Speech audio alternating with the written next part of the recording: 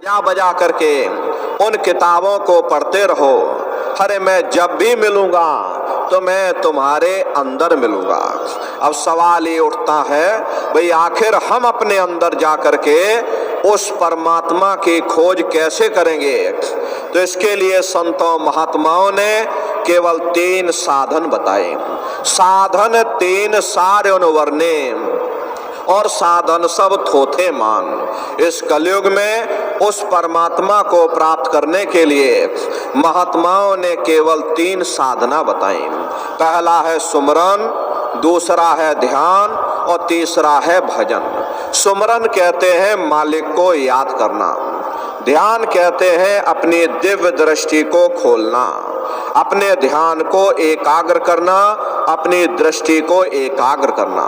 और भजन कहते हैं कान में उंगली डाल करके उस शब्द को सुनना, उस नाम को सुनना, उस देववाणी आकाशवाणी को सुनना जो 24 घंटे तुम्हारे अंदर गूंज रही। प्रेमी भाई बहनों, ये सुरत शब्द नाम योग की साधना है। जितने भी महात्मा धरती पर आए सभी महात्माओं ने उस मालिक को पाया तो सुरत शब्द नाम योग की साधना करके पाया। सबसे पहले कबीर साहब आए। कबीर साहब ने सुरत शब्द नाम योग की साधना जारी की। उसके बाद गुरु नानक साहब आए। गुरु नानक साहब ने भी सुरत शब्द नाम योग की साधना जारी की। उसके बाद और भी महात्मा आए, कबीर, नानक, दादू दरिया, भीखा, रविदास, पलटू जगजीवन। आप चित्रकूट में चले जाइए, गोस्वामी जी महाराज जिन्होंने रामचरित्र मानस बनाई, जिसको आप पाठ करते हो, उन्होंने भी उस मालिक को पाया तो सुरत शब्द नाम योग की साधना करके पाया। राजस्थान की धरती पर देखो मीराबाई हुई, सहजोबाई हुई, उन्होंने भी उस मालिक को पाया तो सुरत शब्द नाम योग की साधना करके पाया। सुरत कहते हैं जीवात्मा को और शब्द कहते हैं उस आवाज को जिसको पकड़ करके तुम्हारी जीवात्मा ऊपर से नीचे आई है। हम लोग ऊपर से नीचे कैसे आए, कैसे नीचे आकर संसार में फंस गए? तो पहले अपने अस्तित्व को जान लो कि कैसे ये संसार बना और कैसे हम लोग संसार में आए हैं और कैसे संसार में आकर के हम लोग फंस गए। तो अपने इतिहास को पहले जान लीजिए, तभी आप भविष्य समझ पाओगे। प्रेमी भाई बहनों, पहले यहाँ कुछ नहीं था।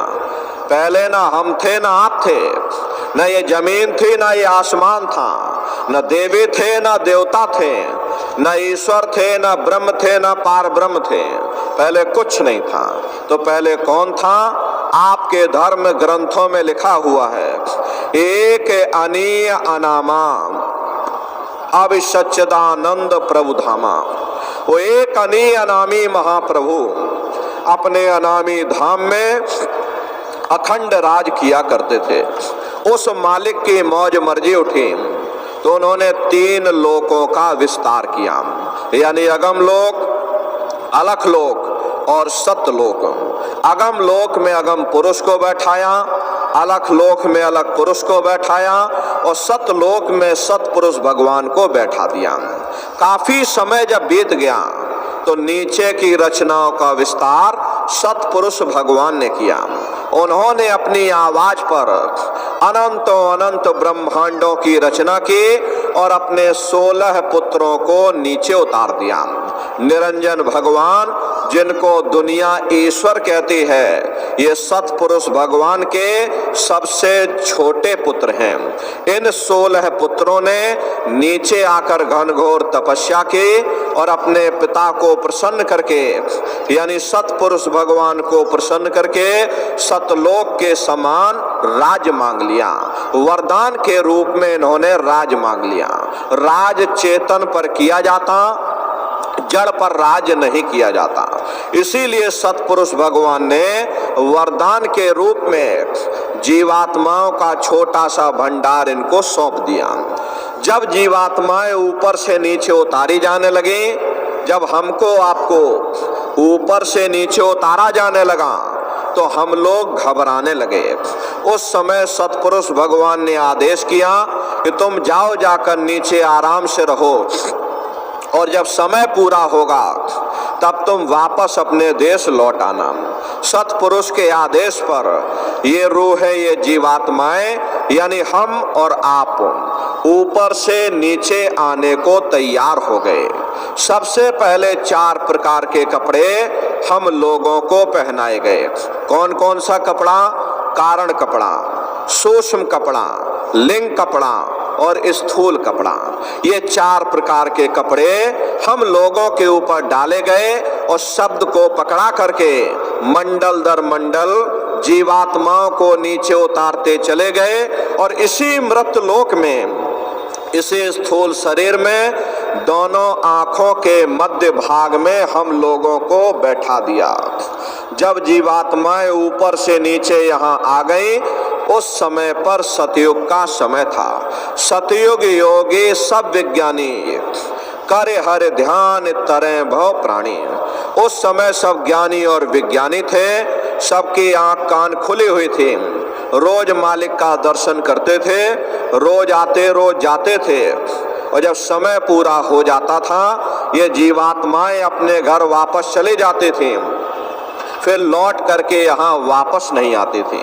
ऐसे न जाने कितनी जीवात्माएं वापस अपने घर लौट गईं। तब निरंजन भगवान ने विचार किया कि हमने इतनी मेहनत की, हमने इतनी तपस्या की और वरदान के रूप में जीवात्माओं का भंडार उस मालिक से मांग लिया, और अगर ये जीवात्माएं ऐसे ही अपने घर वापस लौट जाएंगे तो एक दिन मेरा ये राज खाली हो जाएगा, फिर हम राज किस पर करेंगे। तो उन्होंने बड़ी होशियारी के साथ कर्मों का विधान बना दिया, और कर्मों का विधान बना करके मृत लोक में सुना दिया गया, ये भाई पुण्य कर्म है, ये पाप कर्म है, ये शुभ कर्म है, ये अशुभ कर्म है। और जीवात्माओं को कह दिया कि काल रूप में तिन कर भ्राता, शुभ अशुभ कर्म फल दाता। यानी मैं काल रूप हूँ, शुभ अशुभ कर्मों का मैं फल दूंगा। कर्म करने की स्वतंत्रता हमको आपको दे दी और फल देने का अधिकार इन्होंने अपने हाथों में रख लिया। अब धीरे धीरे ये जीवात्माएं कर्मों की बेड़ियों में जकड़ती चली गई। जिस नाम की डोरी को पकड़ करके ये जीवात्माएं ऊपर से नीचे आई थी, कर्मों के कारण वो नाम की डोरी हाथ से छूट गई। तब से लेके आज तक न जाने कितने युग और कल्प बीत गए, हम लोग यहीं पर भटका खा रहे। अब कर्म तो कर्म ही है, चाहे अच्छे कर्म हो या चाहे बुरे कर्म हो।